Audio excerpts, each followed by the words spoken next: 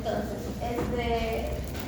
va a funcionar como un depresor del sistema nervioso central y bueno, va a bloquear la actividad principalmente, ¿no? Bajo el mecanismo de bloquear la actividad excitatoria de los receptores NMDA, ¿ya? Como ya habíamos hablado, lo que principalmente va a hacer es funcionar como la molécula de magnesio, que es la que originalmente está en el canal del receptor NMDA, y me va a bloquear el ingreso de calcio, entonces va a reducir los mecanismos de lo que sería la transmisión de una sensación dolorosa, ¿ya? Entonces va a evitar también que ingrese sodio, ¿no? Va a ingresar en menos cantidad y bueno, digamos que en eso funciona su mecanismo de acción de la ketamina, ¿no? Sabemos que va a actuar a nivel dorsal de la asta del sistema nervioso central y las fibras que van a estar aquí comprometidas, porque son las fibras A y B y la fibra C, ¿ya? Ahora miremos los opioides, ¿ya? O sea, ¿cómo se originaron el uso de los opioides? Los opioides se aislaron a través del opio, ¿no? De ahí nació la morfina, que es la madre de todos los opioides, ¿ya? La descubrieron en Alemania, ¿ya? Y bueno, le pusieron morfina, relacionándolo con Morfeo, que es el dios griego del sueño, ¿no? Entonces, por la depresión que genera en el sistema nervioso central, es como que es parte de la inducción de un sueño, ¿no? Era un remedio considerado el todopoderoso en la época de guerra, ¿no? Para mitigar lo que es el dolor. Entonces, digamos que desde ese tiempo se volvió bastante popular su uso, ¿no? Y es un buen medicamento para manejo de dolor, ¿no? Que bueno, en la actualidad, si bien es un potente analgésico por las propiedades de depresor a nivel del sistema nervioso central, se está empezando a suprimir su uso o utilizarlo en unas dosis muy mínimas en complemento con otros analgésicos. El principio de lo que sería el manejo analgésico es tener en cuenta de que es válido y es bastante favorable las combinaciones de los fármacos, ¿ya? Para reducir justo esto, ¿no? Sus efectos adversos. Si bien es un potente analgésico, también nos genera mucha potencia en lo que es la depresión de signo de funciones vitales como la respiración y lo que es el sistema cardiovascular. Los naturales son la codeína y la morfina, ¿no? La morfina, digamos, el gol estándar de los opioides, que todo lo comparas en base a la escala de la morfina, ¿no? Más potente la morfina, más biodisponible que la morfina y así, ¿ya? De ahí, en base a la morfina se empezaron a generar diferentes tipos de opioides, ¿no? Tenemos los semisintéticos, como es la hidromorfona, que quizás es la que podríamos encontrar en estudios de veterinaria, los sintéticos, que son los más utilizados, pero que tienen una función agonista bastante potente, fentanilo, remifentanilo, metadona, el tramadol, el propensylfeno, y bueno, los péptidos endógenos, que van a formar parte digamos, dentro de lo que es la clasificación de los opioides, están las endorfinas, las encefalinas y las dinorfinas. Ahora, incluso hay otros opioides, ¿ya? Hay otro opioide sintético que es el aloperamida, pero la aloperamida lo conocemos más como un antidiarreico que como un analgésico, ¿ya? Pero también es un opioide, por si acaso.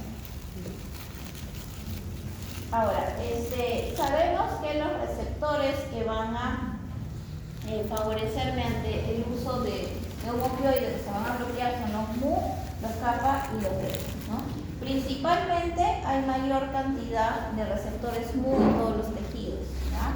Es por ello que cuando utilizamos un opioide es más sensible, o sensibilizamos más a los receptores mu, ya por lo general cuando son agonistas, y esto va a potenciar los efectos que se dan en mu, que son inclusive más potentes los efectos que cuando tú sensibilizas los receptores tanto kappa como beta, ¿ya?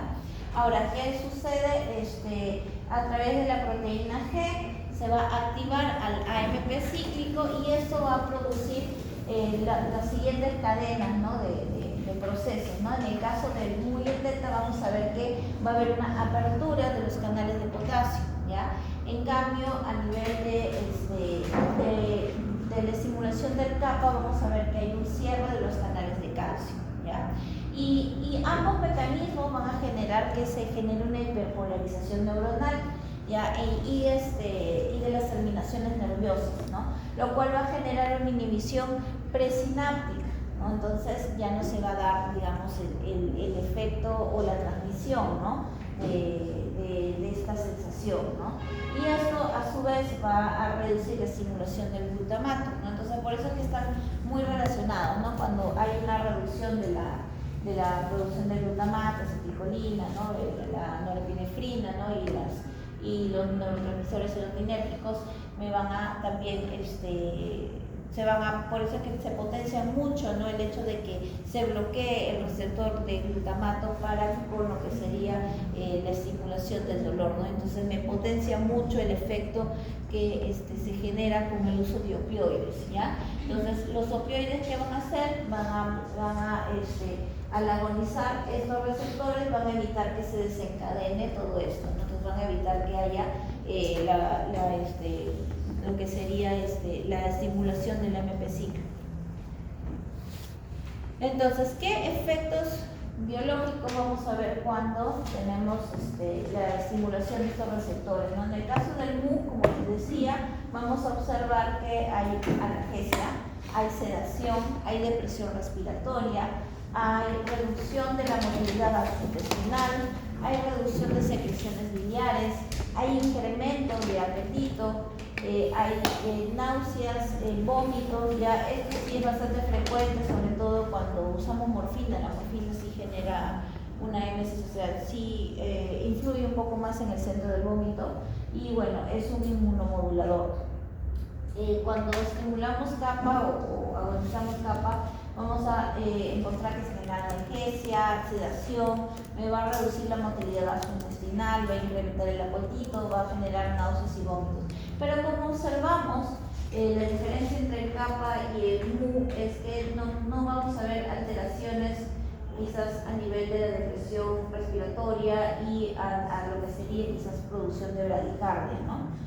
Lo cual sí lo observamos en MU, por eso es que los efectos en MU son más depresores, ¿ya? En el caso de TETA vamos a ver que hay analgesia, hay incremento de apetito, hay inmunomodulación, se estimulas menos, ¿no? Y bueno, también existe el sigma, pero está muy escaso en el cuerpo, ¿no? Por eso es que no lo mencionamos. Ahora, la clasificación según la selectividad por receptores. Salud. Tenemos los agonistas puros, ¿no? ¿Qué son los agonistas puros? Son los que me van a estimular principalmente el receptor MU, ¿ya? Me van a agonizar ese receptor. Ahí tenemos la morfina, el fentanilo, remifentanilo, metadona, codeína, ¿ya? Que son los que más popularmente tenemos en veterinaria. Los agonistas parciales, que son aquellos que en este caso me van a agonizar MU y me van a agonizar MU de manera parcial, ¿no? ¿Se acuerdan? Manera parcial quiere decir que es agonista pero no tan potente, ¿ya? En este caso la buprenorfina. En el caso de los agonistas antagonistas, estamos hablando de aquellos que me van a agonizar kappa y me van a antagonizar MU, ¿ya? Ahí tenemos la naulfina, el butorfanol, ¿ya? Que me van a generar, si bien un efecto de sedación y un efecto de analgesia, no me va a alterar el sistema cardiorrespiratorio o no lo van a deprimir al punto de cuando yo estimulo el receptor MU, ¿ya? Lo cual hace que estos fármacos sean bastante seguros a nivel cardiorrespiratorio, pero la potencia analgésica no es tanta como los que sí agonizan MU, ¿sí? Entonces, el fentanilo lo puedo yo utilizar en dolores bastante intensos, ¿no? Pero ¿qué me puede generar? Una depresión cardiorrespiratoria, ¿sí? En cambio, si yo no tengo un dolor tan intenso, por ejemplo, ya, supongamos que yo voy a hacer una castración a un perrito que es sano. Entonces, quizás el uso del fentanilo no sea justificable como el de un perrito que quizás tenga un tumor en el testículo. O sea, en ambos voy a hacer una castración, pero el paciente que tiene un tumor en el testículo probablemente venga ya con dolor. Entonces el manejo que tengo que hacer para el dolor debe ser más intenso. A ese paciente sí podría yo colocarle fentanilo como su analgésico transquirúrgico, ¿no? Y en cambio, al paciente que viene por una castración electiva, como no viene con un dolor previo y el dolor que voy a manejar va a ser mínimo solamente de la lesión que voy a generar por la cirugía, puedo utilizar un opioide quizás que no me genere una alteración cardiovascular tan intensa y que tenga quizás un grado de analgesia un poco más leve, ¿no? Que puede ser el butorfanol, por ejemplo, ¿ya? Entonces, para poder tener el criterio necesario de en qué situaciones yo voy a utilizar cada opioide, ¿ya? Porque siempre lo que busco, y eso ténganlo bastante en cuenta, ¿no? ¿Qué buscan las combinaciones de los fármacos? Reducir los efectos adversos. Entonces, si yo voy a utilizar un fármaco que tiene efectos adversos bastante importantes, pero que me da una buena potencia, tiene que ser cuando justifique utilizarlo, ¿ya? Porque el sentido es eso, ¿no? Tratar que nuestro manejo analgésico o de anestesia en general, ¿no? O cualquier tipo de protocolo, estrategia que vayamos a generar sinergia de fármacos es que sea lo más estable posible para el paciente, ¿no? Ahora, cuando hablamos de antagonistas, estamos hablando de la naloxona y el naltrexona, que son antagonistas de los receptores Mu, ¿ya? Entonces, en el caso que yo quiera utilizar la naloxona para supuestamente antagonizar butorfanol, no tendría sentido, ¿no es cierto? Porque butorfanol, ¿qué es lo que hace? Parcialmente. Claro, o sea, si yo agarro y digo, ya quiero antagonizar mi opioide, tengo butorfanol que me agoniza kappa y me antagoniza mu, ya, yo voy a ponerle naloxona. ¿Tiene sentido? No, porque naloxona es antagonista mu y ya butorfanol lo es, ya, a pesar de ser un opioide que también es agonista, pero es agonista kappa. ¿Ya? Entonces, eso también tenerlo bien en concepto. Entonces, acá podemos ver en las cruces el tipo de potencia que tiene cada fármaco según su receptor, ¿no? En el caso de morfina es un agonista puro, pero principalmente es agonista de los receptores Mu. En el caso de la metadona vemos que es un agonista puro también, pero principalmente de Mu, y no me va a agonizar kappa, solamente Mu y delta, ¿ya? El fentanilo también se va a evocar principalmente a Mu y delta, ¿ya? Principalmente Mu, ¿ya? Vemos el butorfanol, que es antagonista Mu, agonista delta, y mayor hay agonización del kappa, ¿ya? En el caso de la naloxona vemos que es un antagonista de los 3 receptores, pero principalmente de Mu, ¿ya? Y la buprenorfina es agonista parcial del Mu y es agonista, digamos, favorable para el kappa. Entonces, la unión con los receptores opioides van a generar la capacidad de estimular o bloquear, ¿ya? Entonces, en los efectos estimulantes, ¿no? Me va a generar, me va a estimular a nivel del centro vagal, del área postrena, del centro oculomotor y lo que sería el centro nociceptivo, ¿no? Por eso es que podemos observar que quizás empiece a estimularse lo que es la parte de lo que es el centro del vómito, ¿ya? Con esta activación o con estos efectos de estimulación buscamos la analgesia, ¿ya? Ahora, también me puede generar la musculatura lisa, ¿ya? La activación de la musculatura lisa, y cuando hay constipación a nivel uretral, vejiga y los esfínteres de la vejiga. Por eso es que tenemos la loperamida, que es un antidiarreico, ¿no? Porque va a funcionar a ese nivel. Ahora, como efectos depresores vamos a ver que va a deprimir la sensación de dolor, va a deprimir el estado de ánimo, ¿no? Para buscar la analgesia, ¿ya? Vamos a ver que también puede servir como un antitusígeno, ¿ya? A nivel del centro respiratorio y el centro de la tos me va a reducir, digamos, el umbral, ¿no? Igual que en el centro del vómito, por eso es que puede generar también EMES. Ahora, recordemos un poco cómo se da la liberación de los mediadores químicos, ya en el caso de un proceso de inflamatorio, ¿ya? Recordemos que las prostaglandinas y histaminas, ¿qué van a generar? Van a generar en el cuerpo una vasodilatación y esto va a generar un rubor o una congestión, ¿ya? Quizás esto ante una situación de un raspón, ¿no? Se llama tener un raspón, que es una lesión leve, y lo que van a segregar ante esa situación son histaminas y prostaglandinas, ¿no? Y quedó como que como un moretón, ¿no? Como un raspón, ¿ya? Ahora, ¿qué pasa si quizás se genera una lesión un poquito más intensa, ¿no? Entonces, no solamente se va a segregar prostaglandinas y histaminas, sino también quininas, ¿no? Y esto que va a conllevar que aumente la permeabilidad capilar y ahí se va a generar un tumor, que es un aumento de fluido y de células del plasma en el lugar del daño, ¿no? Es cuando te generas un chinchón, ¿no? El famoso chinchón, ¿no? Me golpeé, y se me genera un chinchón. Ahora, ¿qué pasa si ese chinchón, ¿no? Esa acumulación de mediadores y de fluidos empieza a generar mayor presión sobre la piel, ¿no? Entonces empieza a tirarlo más, ya me genera dolor, ¿no? Y aquí están involucradas tanto las prostaglandinas como las quininas, ¿no? Para lo que sería la transmisión del estímulo y traducirlo en lo que sería dolor, ¿ya?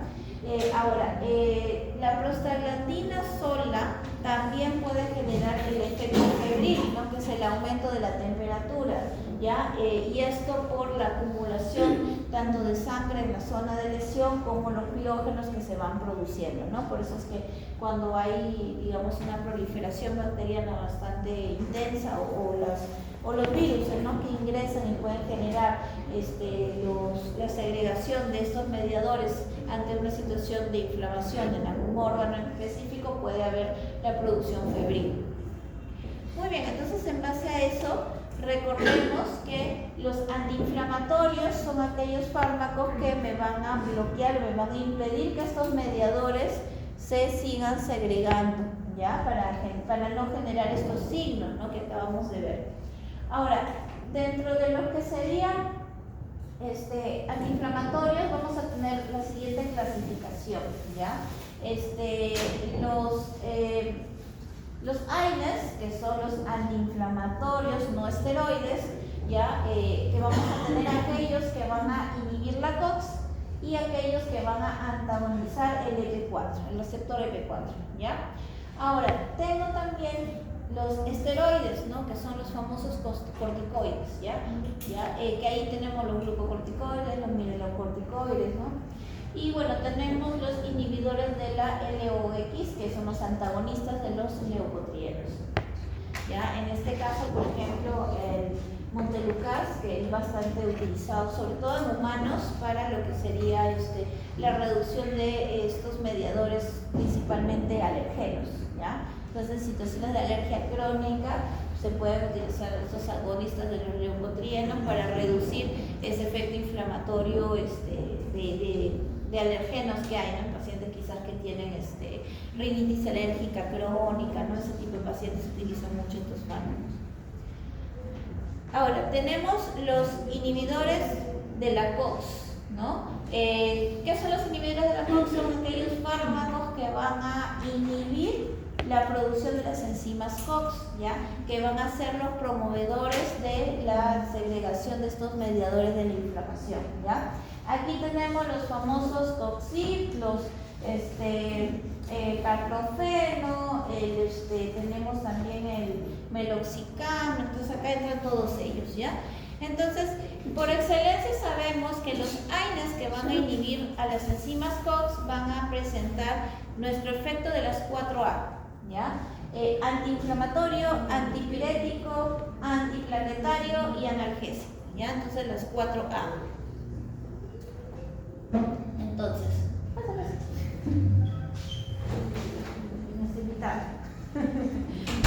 ahora sí, vamos a hablar de la acción de los inhibidores de la COX, ¿ya? Recordar que existen dos tipos de COX, COX1 y COX2. Ya vamos a hablar de manera genérica. ¿Qué es lo que pasa? La COX, los inhibidores de la COX me van a bloquear, o sea, lo que normalmente sucede en una situación inflamatoria, se va a empezar a producir la ciclooxigenasa, ¿no? que esto va a empezar a generar, digamos, toda la segregación de los mediadores de la inflamación para poder producir estos efectos que hemos visto en las diapositivas anteriores. Entonces, cuando tengo un estímulo doloroso, lo que va a suceder es daño tisular, y esto a través de los fosfolípidos de la membrana va a activar a la fosfolipasa A2, ¿no? Y aquí es donde entra la ciclooxigenasa y se activa, ¿no? A través del ácido araquidónico. Que esto va a generar una lipoxigenasa y me va a generar los leucotrienos, que son los mediadores inflamatorios de la alergia, ¿ya? Ahora, por el otro lado, cuando queremos generar, digamos, mediadores para lo que sería una lesión, ¿ya? Se va a activar las prostaglandinas E2, ¿ya? ¿Y qué se van a producir? Se van a producir las prostaglandinas, que me van a generar inflamación, dolor y fiebre, las prostaxiclinas, que me van a generar también inflamación, dolor y fiebre, y los tropoxanos, que principalmente se segregan ante situaciones de hemorragia, ¿no? Para generar el tapón plaquetario, que también me van a generar inflamación, dolor y fiebre, ¿ya? Entonces, digamos que lo que sucede con estos inhibidores de la COX es que me van a inhibir la ciclooxigenasa y no se van a producir estos mediadores de la inflamación. Entonces, la acción de los inhibidores de la COX-1, ¿ya? Básicamente, tener en cuenta que dentro de su función constitutiva la COX-1 va a formar protección del epitelio gástrico. O sea, las COX-1 son aquellos, digamos, prostaglandinas buenas, ¿no? Las que van a generar mecanismos de protección y que se van a segregar por situación innata del cuerpo, ya como parte normal de su biología del cuerpo. Las COX-2 se van a segregar ante la estimulación de un evento traumático, ¿ya? O un evento que requiera la inflamación, ¿ya? Entonces, la COX-1 es innato, nadie lo gatilla, en cambio la COX-2 sí, ¿ya? La COX-1, entonces, ¿qué me va a generar? Me va a generar una protección del epitelio gástrico, me va a generar el mantenimiento del flujo renal, entonces es importante tener en cuenta, ¿no? Me va a mantener ese flujo adecuado, va a generar la agregación plaquetaria, va a generar la migración de neutrófilos y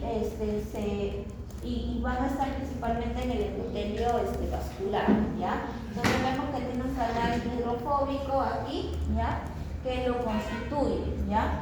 Entonces, cuando se genera un bloqueo del COX-1, vamos a tener todos estos efectos bloqueados, ¿no? Entonces va a ser, los efectos adversos de una COX-1 son los eventos contrarios a esto, ¿ya?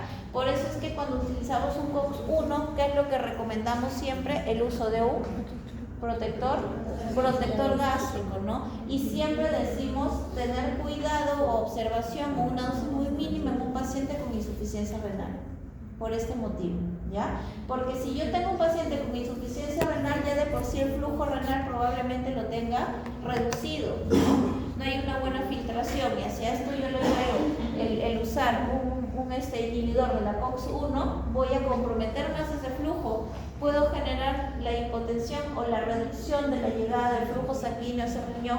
¿Y qué se va a activar?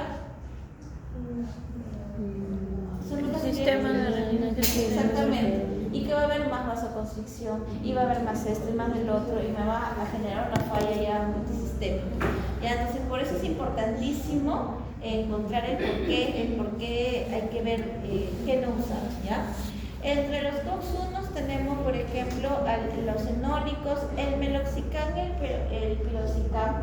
O sea, el meloxicam, si bien me va a bloquear el COX-1, tener en cuenta que es más selectivo a COX-2, ¿ya? O sea, me va a bloquear ambos, pero es más selectivo a COX-2. Después tengo las pirazolonas, que en este caso es el fenilbutazolona, que más se utiliza en caballos, ya en equinos, ¿no? Para lo que son manejo de analgésicos, incluso hay presentación oral, ya esto porque bueno, en caballos de carrera al menos es muy importante pues reducir todo tipo de inflamación, los golpes, quizás el más manejo de la musculatura a la hora de correr, ¿no? Luego tenemos las pirazolonas como la dipirona y el metamizol, ¿ya? Si bien son considerados dentro de los COX-1, ¿ya? En la actualidad más se les nombra como coadyuvantes analgésicos antiinflamatorios, ¿ya? En este caso, por ejemplo, la dipirona y el metamizol me van a ayudar dentro de lo que son dolores abdominales, ¿ya? Para lo que serían dolores a nivel visceral, y también me van a ayudar como antipiréticos, ¿no? O sea, lo utilizamos mucho quizás para la reducción de la fiebre, ¿ya? En este caso, tener en cuenta que la dosis también es diferente en perros y gatos, ¿ya? Si bien en perros la dosis es de 25 miligramos por kilo, en gatos es la mitad, ¿ya? Es de 10 a 12.5 miligramos por kilo, ¿ya? Esto sin tenerlo en cuenta. Es muy importante, sí, y quizás en algunos lo vamos a ir recalcando, que el gato no es un perro chiquito, ¿ya? Hay muchos colegas que a veces tienen ese concepto, o sea, no es que, ay no, le doy dosis de cachorro porque es un perro chiquito, no, el gato es otra especie, el gato tiene sus dosis independientes, ¿ya? Entonces, revisar mucho esto, ¿no? Las dosis independientes, por ejemplo, el metamizol, tú se lo das a dosis de perro y puedes generar problemas. Vemos que es un bloqueante de la COX-1, ¿ya? Y los gatos son bastante sensibles dentro de lo que es su sistema renal, entonces imagínate lo que le harías al pobre gato, ¿ya? Entonces, tener mucho cuidado con los AINES, sobre todo los bloqueantes COX-1 en felinos, ¿ya? Hay que usarlo con bastante mesura, tener bien mapeado lo que son las dosis, ¿ya? Entonces, en el caso de los pirógenos, ¿cómo funciona? ¿No? El pirógeno me va a bloquear la segregación de prostaglandina, entonces si no hay segregación de prostaglandina no va a haber estimulación en el centro termorregulador en el hipotálamo, no va a haber incremento térmico, no va a haber ni producción ni producción de la disipación y se va a dar la fiebre, ¿ya? Entonces, básicamente va a funcionar a nivel central, ¿ya? Entonces, desde la raíz me va a bloquear la segregación de lo que serían las prostaglandinas, y no se daría toda esta cascada para generar la fiebre. Ahora, los AINES no acídicos, por ejemplo el paracetamol y el acetaminofeno, ¿ya? Quizás son más utilizados en otras especies, ¿no? Se puede utilizar en porcinos, en equinos, en bovinos. En perros y gatos no se utiliza, ¿ya? De verdad. En perros sí hay tablas para utilizarlo, ¿ya? Pero en muy bajas dosis, y digamos que lo podríamos utilizar considerando que no tenemos otros analgésicos, ¿no? Pero sería pues dentro de nuestra lista la última opción, ¿ya?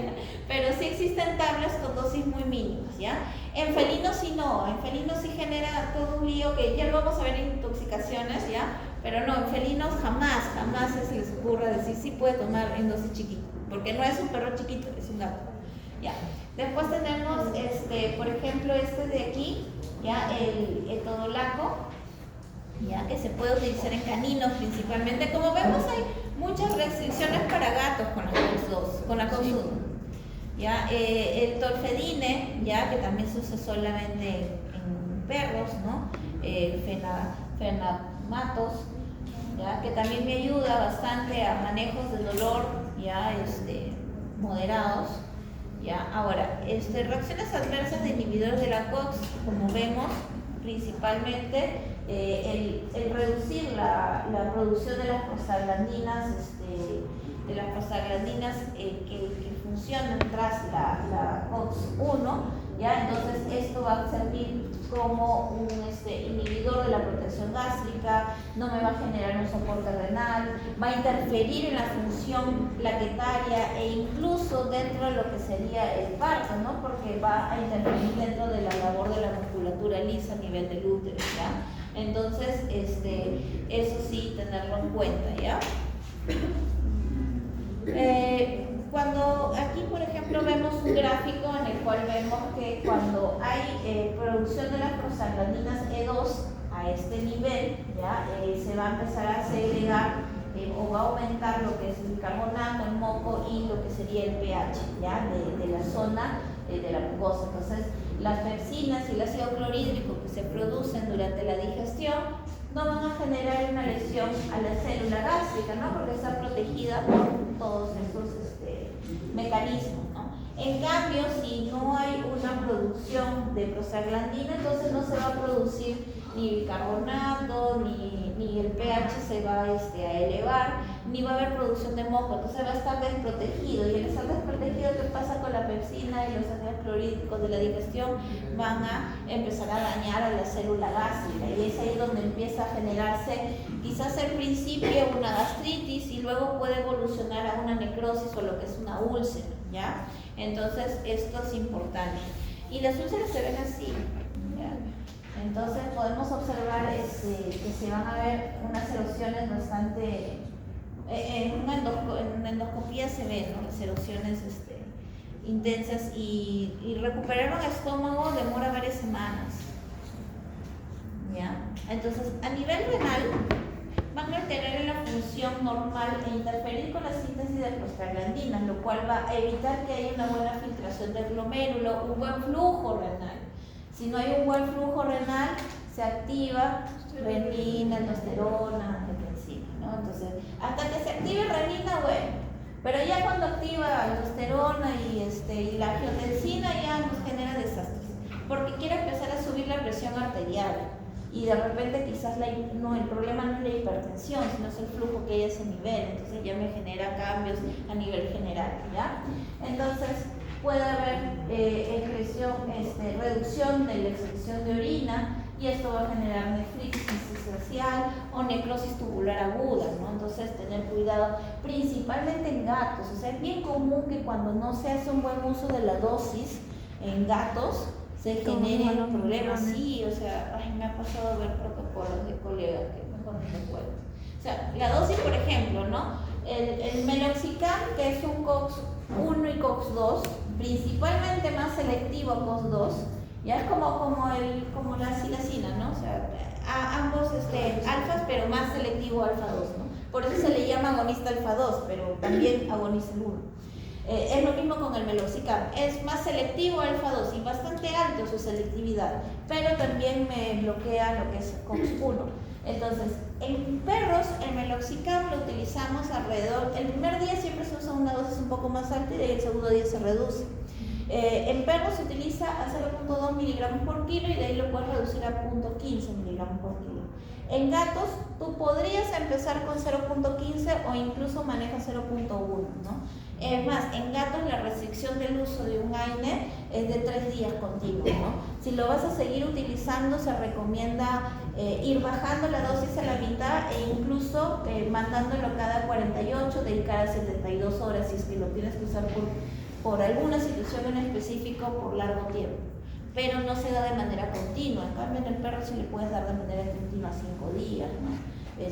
Quizás por ahí le puedes dar hasta una semana con un protector gástrico, verificando que no altere la función renal, ¿no? Pero en gatos sí, hay que tenerlo muy, muy mínimo. Y la dosis incluso es de 0.1 y va bajando. Después del tercer día va bajando, 0.075 y así, puedes ir bajando de manera gradual. ¿Ya? Lo cual me ha tocado ver un colega que no sé dónde tendría su compendio de farmacología y le puso 2 miligramos por kilo al gato 2 días seguidos, y ese gato terminó con una necrosis tubular aguda, o sea, con un cuadro de insuficiencia renal bastante severa, o sea, aguda. El gato venía por otra cosa, ¿no? Terminó con insuficiencia renal internado, ¿no? Ese gato, ¿no? Pero bueno, pasa en la viña del Señor, tenemos de todo. Entonces, bueno, después de la COX-IP ya son los también bloqueantes de las COX, los famosos COX-IP, ya que nos sirven mucho para problemas osteoarticulares, ¿no? Bastante usado principalmente en perros, ¿no? Para osteoartritis, para cirugías ortopédicas, ¿no? Me manejan con bastante potencia los dolores articulares, ¿no? Como el Simicoxib también, ¿no? Y el Previcox, ya que son fármacos que podemos utilizarlo incluso por largos tiempos, ¿no? En caninos, ¿no? Como vemos, estos son fármacos para caninos, ¿ya? No es que tenga un gato que camine mal y lo voy a mandar por largo tiempo, o sea, se puede usar, pero ahí el tema de los tiempos y de las dosis son diferentes, ¿no? Pero no se recomienda utilizar en gatos, principalmente, esto es para perros, ¿ya? Vemos que dosis en perros es de 5 miligramos por kilo, ¿ya?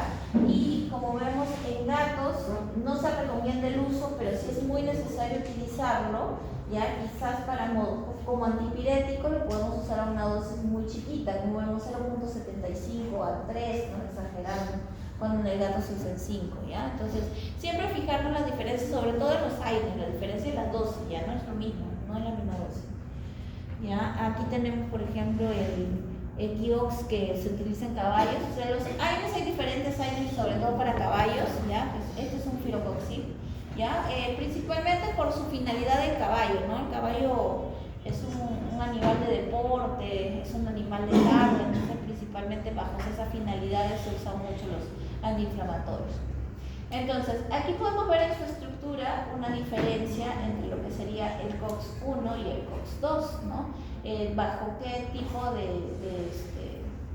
de enzimas se conectan, ¿no? O tienen tropismo hacia la COX, ¿no?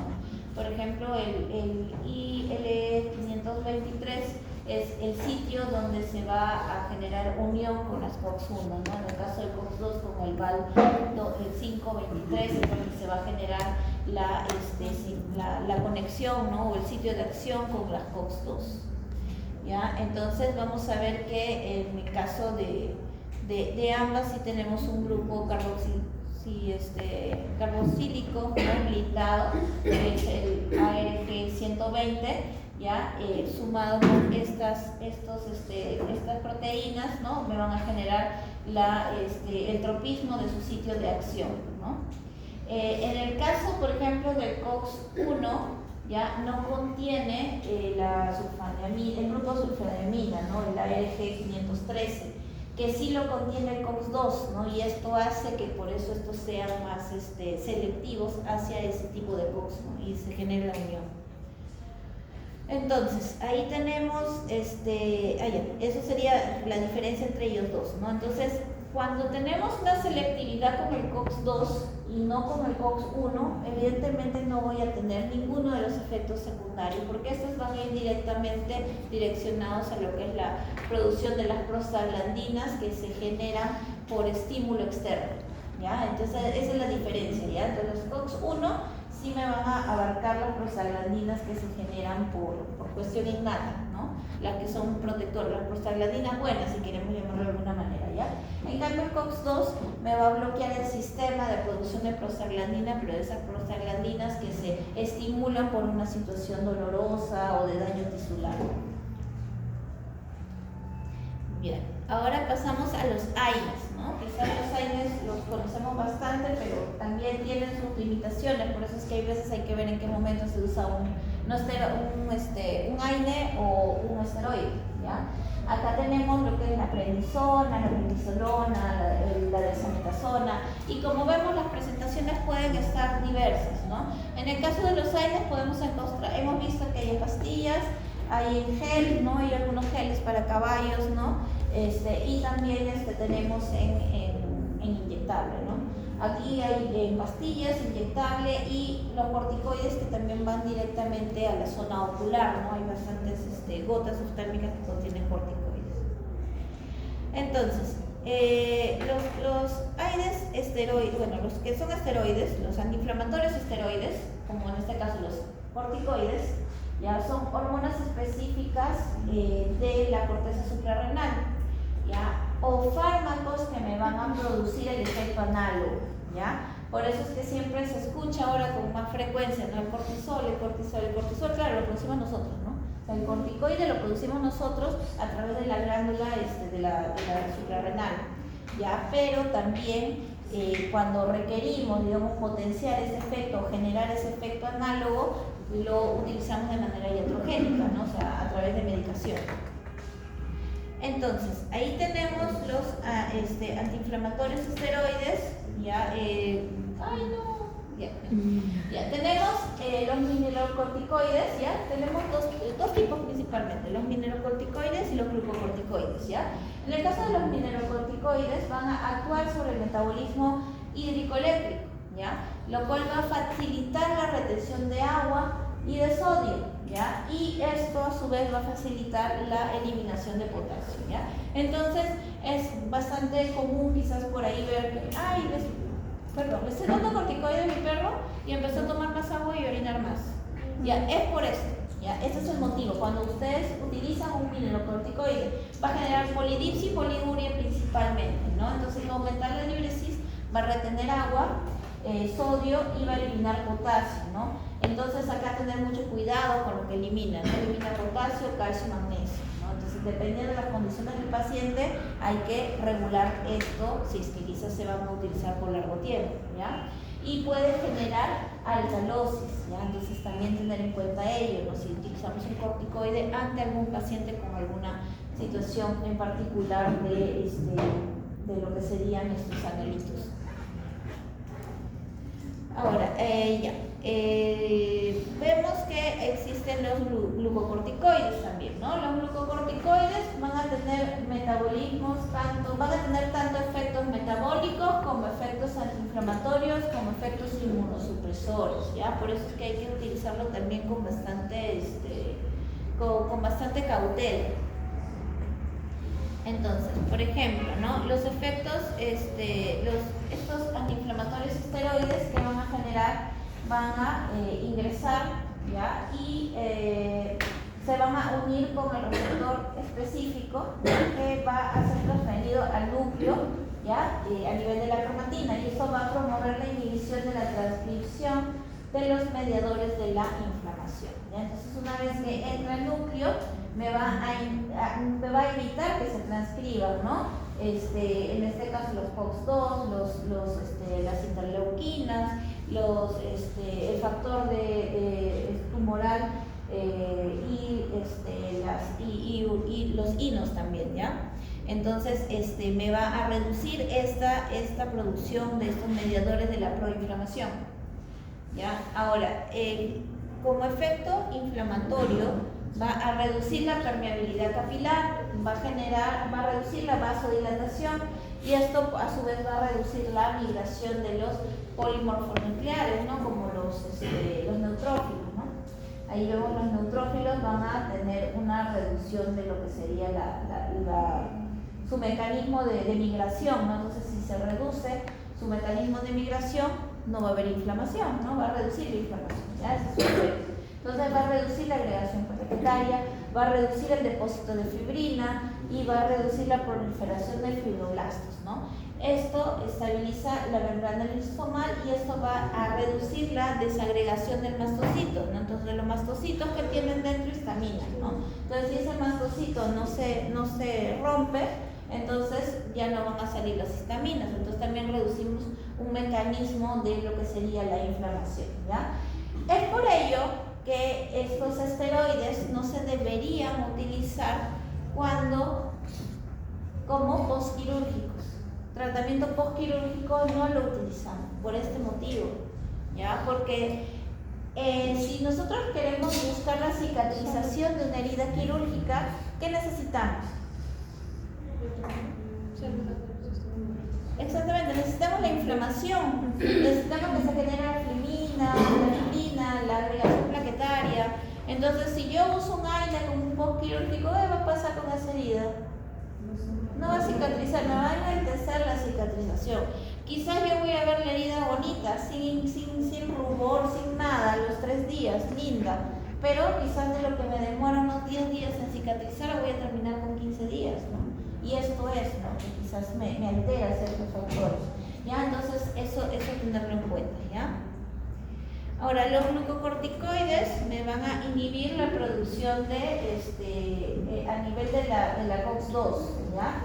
Entonces, a nivel de los fosfolípidos de la membrana, donde van a actuar, y esto va a evitar que se segregue o que la lipocortina genere la fosfolipasa A2, que es la que va a activar, como habíamos hablado hace un momento, al ácido araquidónico y me va a generar lo que es la producción de las hidroxigenasas, ¿no? Y esto genera lo que es la producción de los tromboxanos y las prostaglandinas. Entonces, estos van a actuar en la COX-2. En la COX-2 es directamente en las hidroxigenasas, ¿ya? Entonces, no va a haber producción de prostaglandinas y tromboxanos.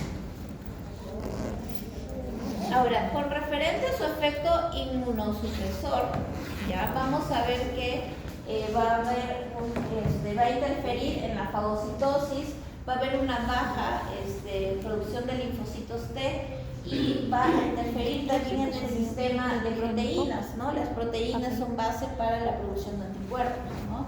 Entonces, como vemos, va a interferir, ¿no? en esta fase, ¿no? Y si bajamos, digamos, o sea, si hay menos cantidad de linfocitos T, si se producen menos anticuerpos, ¿qué va a pasar con el cuerpo?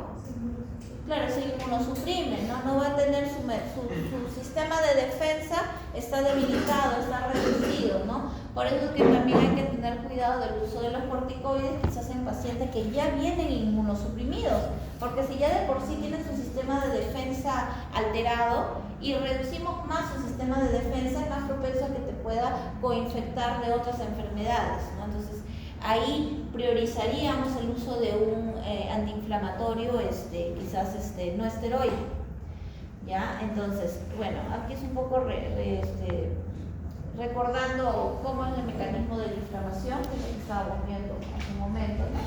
El calor, el dolor y el rubor, que es lo que se genera ante una situación de inflamación.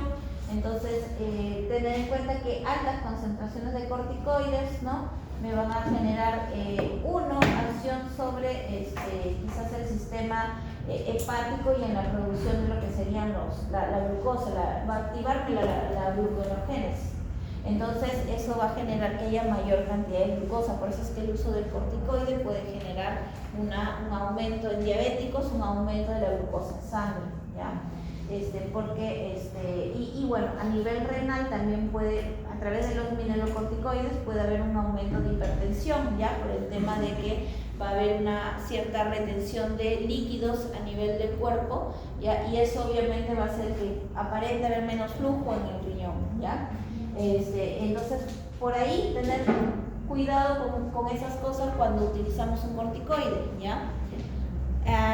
Con referente a sus efectos metabólicos, o sea, como efectos adversos, vamos a ver que los glucocorticoides me van a promover la actividad de los genes, ¿no?, lo cual produce la litocortina y me va a inhibir lo que es la fosfolipasa A2, ¿no? Entonces, aquí vamos a ver cómo empieza a haber un metabolismo sobre los azúcares, las proteínas, ¿no?, sobre la zona muscular, los huesos y la grasa. Entonces, vamos a ver que a nivel de la glucosa va a haber un aumento de la utilización de la glucosa y por consiguiente va a haber un aumento de la gluconeogénesis, ¿no?, lo cual puede llegar a generar una diabetes por corticoide o potenciar ya a un paciente con diabetes mellitus a mayor cantidad de corticoides en su sangre. A nivel proteico va a aumentar el catabolismo, lo cual puede generar retardo de crecimiento, retardo de cicatrización, porque me va a bloquear las prostaglandinas, no se va a producir eso. Puede generar atrofia muscular y reducción de la matriz ósea, entonces quizás tener cuidado con aquellos pacientes que están en crecimiento o el uso indiscriminado de corticoides por largo tiempo.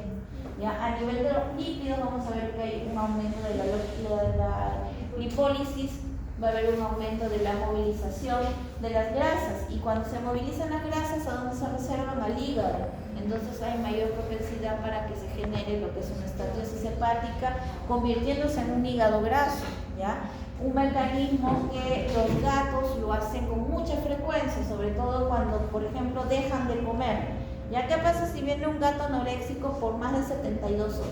Un gato que deja de comer más de 72 horas me activa este mecanismo. ¿Por qué? No sé, así es el gato, ¿ya?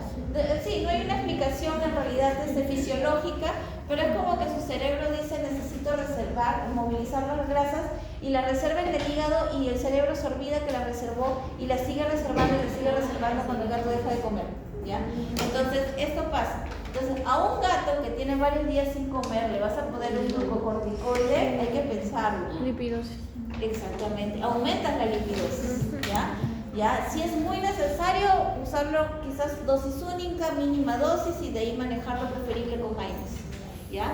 Porque si no, empeoramos la lipólisis, ¿ya? Vamos a movilizar más grasa ese hígado que ya de por sí estaba con grasa reservada. Y obviamente vamos a tener ciertos problemas, ¿no? Cuando tenemos una sobreestimulación de los glucocorticoides en el cuerpo, podemos tener hiperadrenocorticismo, ¿no? Que es el síndrome de Cushing, ¿no? Entonces, entran tantos corticoides externos o el mismo cuerpo empieza a producir tantos corticoides que altera ya en su sistema de producción propia de corticoides y lo anula. Y se empiezan a generar este síndrome, ¿no? Que como característica podemos observar que es un paciente que tiene abdomen embalonado, o sea, ese músculo, como va a haber un catabolismo de muscular, ese músculo va a estar laxo, ¿ya? Entonces va a reducir en el grosor, va a estar laxo, ¿ya? Y por eso es que se ve un abdomen pendulante, ¿ya? Luego también podemos ver la alopecia, ¿no? Porque va a interferir dentro de lo que es el crecimiento del folículo piloso, ¿ya? Porque estamos hablando de que me bloquean muchos sistemas proteicos, las proteínas sirven para el crecimiento de las diferentes células, ¿ya? Entonces va a haber una caída de pelo bastante marcada, o sea, es bien frecuente ver a estos perritos, son muy común verlos que tienen cola de rata, ya así se le llama, la cola de rata, es típico, ¿no? Abdomen pendulante, cola de rata, Cushing, sí, al ojo, no Cushing. Hiperadrenocorticismo, ¿no? Las úlceras corneales también, ¿no? Hay que tener cuidado, ¿no? Si tengo un paciente con úlceras corneales, yo no puedo hacer el uso del corticoide, ¿ya? Porque en el bloqueo de la siloxagenasa me va a generar que no haya una cicatrización de la córnea y más bien incluso me va a promover a que se siga erosionando la córnea. Usos más frecuentes de los antiinflamatorios, ¿no? Tener en cuenta que quizás se utilizan con mayor frecuencia en problemas de artritis, de laminitis, de mastitis, de cetosis bovina, toxemia de preñez en bovinos, trastornos reproductivos, para lo que es la inducción al parto, el shock, la hipersensibilidad, ¿no? Shock anafiláctico, asma, como antineoplásicos, inmunodepresores, ¿no? Entonces me sirve un poco para esas situaciones, ¿no? Ahora, dentro de sus usos terapéuticos tenemos fármacos o corticoides de corta acción, ¿no? Que son aquellos quizás que se utilizan de manera tópica, ¿ya? Que básicamente me ayudan a reducir el prurito, a reducir la inflamación asociada a alergias, ¿ya? Que pueden ser lociones, pueden ser sprays, ¿ya? Hay corticoides que se utilizan como sprays para ponerlo de forma tópica. La ventaja es que lo podemos usar por largo tiempo porque al ser tópico la absorción que se hace del producto en dosis es mínima y actúa directamente en la zona quizás donde hay comezón o donde hay rubor, ¿ya? Entonces digamos que son bastante favorables, ¿no? O también las lociones de baño, ¿no? Que pueden tener ciertos corticoides dentro de su formulación. ¿Ya? Las de acción intermedia, bueno, para esto se sabe que las de acción corta tienen una duración menor de 12 horas, ¿ya? Las de acción intermedia ya son aquellas que controlan la alergia a largo plazo, porque me puede durar de 12 a 36 horas, ¿ya? Entonces, por ejemplo, la prednisolona yo la mando cada 24 horas, ¿no? Ya para lo que es manejar quizás episodios de alergia agudos. Ya. Ahora, si yo busco uno de acción prolongada, hay algunos fármacos ¿ya? Que me dicen acción prolongada, ¿no? Como lo hemos visto en las primeras clases, que depende mucho de cómo esté formulado, que puede ser de 48 o 36 horas, ¿no? O 72 horas, ¿no? Depende de lo que me diga el frasco, ¿no? Aquí tenemos, por ejemplo, una metronidazona, una dexametasona, hay otros glucocorticoides que también son de más larga acción, ¿no? Que incluso son de depósito, ya que se colocan cada 21 días, ¿no? Las transinolonas, por ejemplo, las puedes utilizar así, ¿ya? Alivio, ¿qué me genera? Un alivio inmediato a la hipersensibilidad, un alivio inmediato al shock, ¿ya? Si es que hay séptico o hemorrágico, me va a controlar las alergias a corto plazo en gatos, ¿ya? A largo plazo en gatos. Entonces, algo que quizás se aprovecha, ¿no? Porque al gato inyectarlo a cada rato es estresante. Entonces, si tú le colocas un fármaco que es de depósito, le sacas un poco de ventaja, ¿no? Va reduciendo el prurito y de ahí vas buscando otros medios para controlarlo, ¿ya? Entonces, también se puede utilizar en asma felino, en bronquitis crónica en caninos, en enfermedades pulmonares obstructivas crónicas en equinos, ¿no? Que también es bastante frecuente. Ahora, recordar que también lo podemos usar en osteoartritis, ¿no? Que es una enfermedad articular que básicamente se origina en el sentido de que hay un deterioro de la articulación, ¿no? Y esto es de manera ya crónica, ¿no? Y genera un dolor, aparte que hay una reducción de lo que es el flujo del líquido, lo que viene a promover lo que es la motilidad de la articulación. Entonces son varios factores ahí que influyen, ¿no? Para la presentación de una osteoartritis.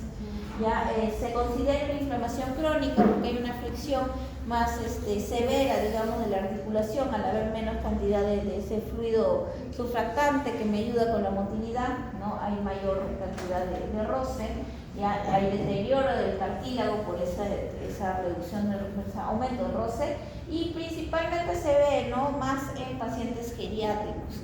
Entonces, en la actualidad se utilizan este tipo de drogas que nos sirven como drogas de depósito de largo efecto, ¿no? Entonces, la tarea es investigar acerca de esto, ¿no? Entonces, la tarea es buscar qué cosa se librela, cuál es su principio activo, cuál es su mecanismo de acción, a qué dosis se utiliza y quizás hacer alguna comparación con otro antiinflamatorio, ¿no? En qué caso se usa, ¿no?